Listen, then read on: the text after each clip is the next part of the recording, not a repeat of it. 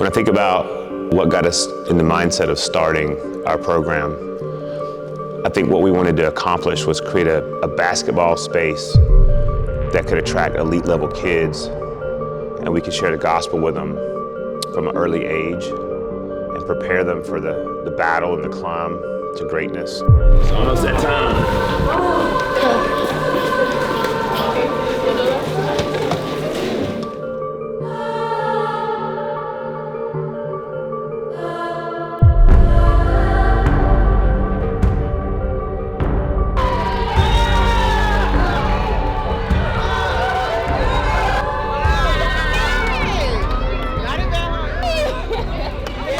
So we have kids on our teams from literally all over the world.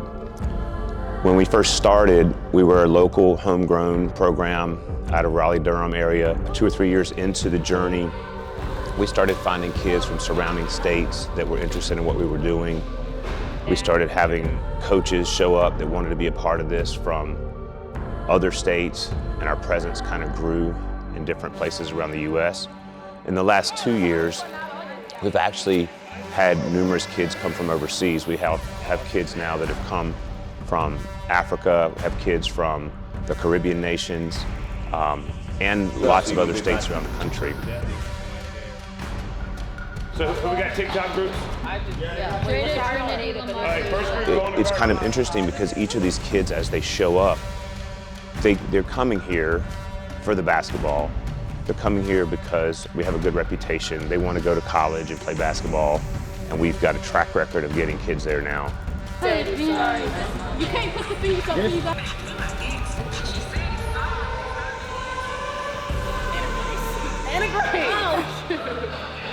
But what I really think is interesting is when I look at each of these kids' stories, in many respects, we were an answer to prayer for them that had nothing to do with basketball.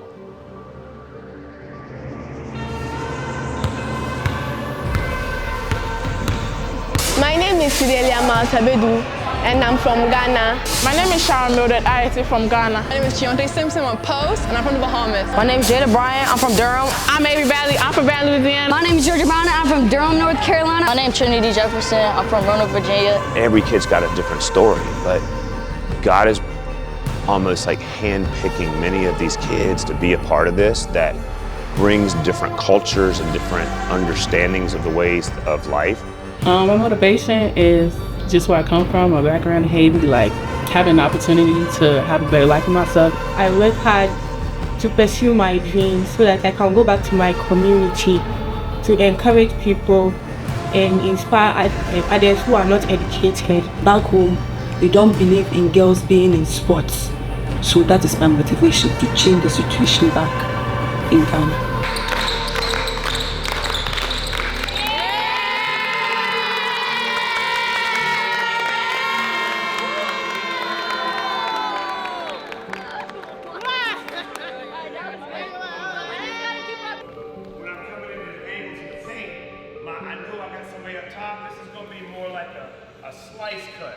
One of the things I find really interesting is that the kids that come from overseas, they don't come with the same expectations of, look at me, I'm great, I'm the man, I'm the woman. Like they come with this sense of humility. I actually had one of our kids come here, and where we practice and train is at Crescent Christian in Durham.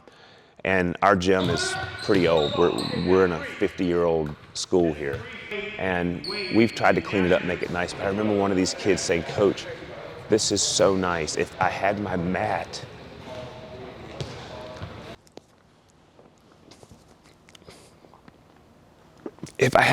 I would sleep here." You're coming in here tight, going to the rim. Might not get there, I'll make the next pass. Make sense? My name is Sharon Mildred Ayeti, and I'm a power forward. My biggest motivation is to my parents, because I build that power.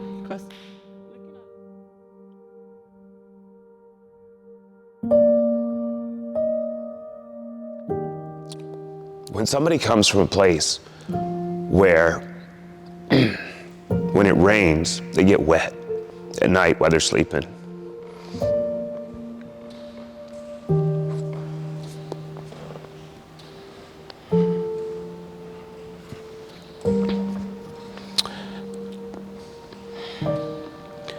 When somebody comes from a place where when a local tribal king dies, they go and they find 40 virgins and sacrifice them, behead them.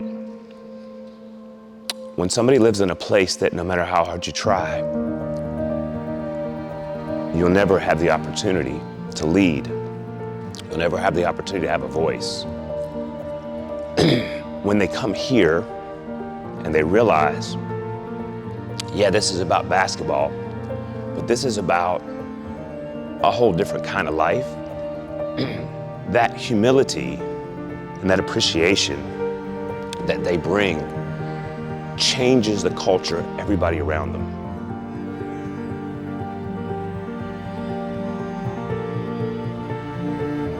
Right now in Bahamas, there's kids who don't really have like a goal set or a motivation. So I see them and I'm coming outside school, not doing nothing with their lives.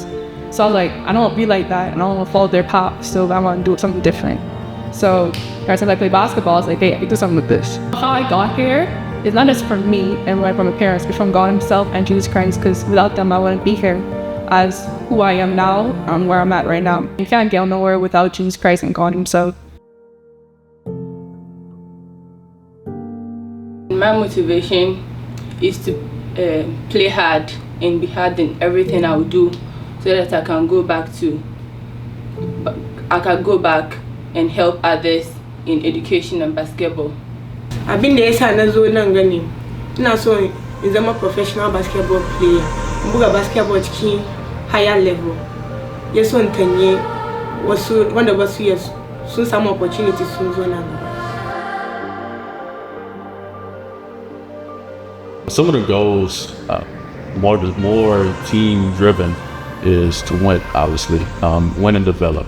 That's my main goal, to show them every day, so these kids can be better than they was the day before. To eventually repeat, go two-peat of state champions, and eventually get to that national status, that national knowns of a powerhouse in some facets. You might be a shooter. You might be this might be like this might be boom. This is money. So I don't want to just vacate this and take off. Four corners, so we can't keep it up. Right here. Full speed. Full speed. Let's go. Downhill. Downhill. Let's go. Let's go. Let's go. Let's go. Score the rock. Score the rock. All right. Nice. There you go. Step in. I mention for like one for. But say the kind of queen I'm into me share would be no some bed to say send me some percent me you. And come on.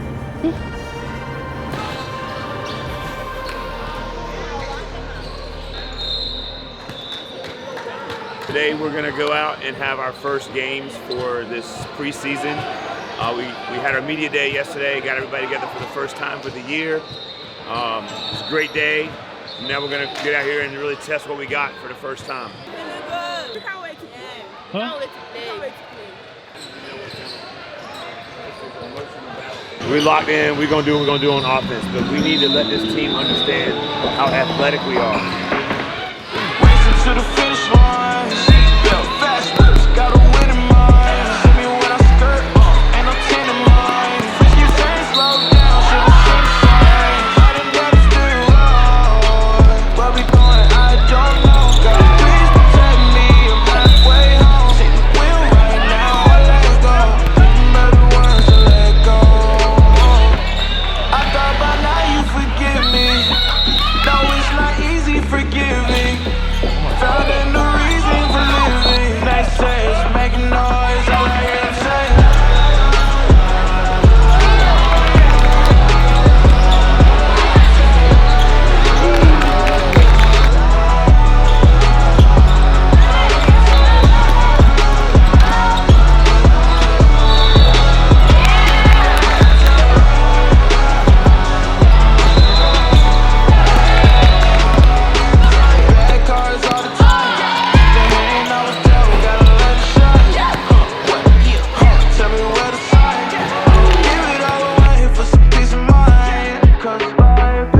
Where we're going to go in the future.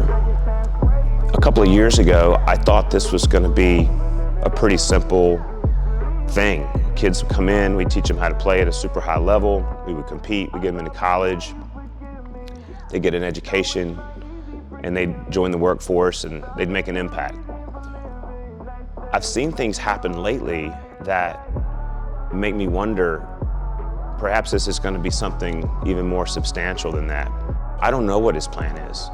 I don't know where he's going to take us, but it seems like it's going to be global now. And I'm just along for the ride. I mean, I see myself as just a humble servant trying to do God's work. And I'm just honored to be in the passenger seat. I don't know where it's going to go, but I know we're changing lives and pointing people to Jesus. And I know that can take people a lot of places that we just can't even imagine.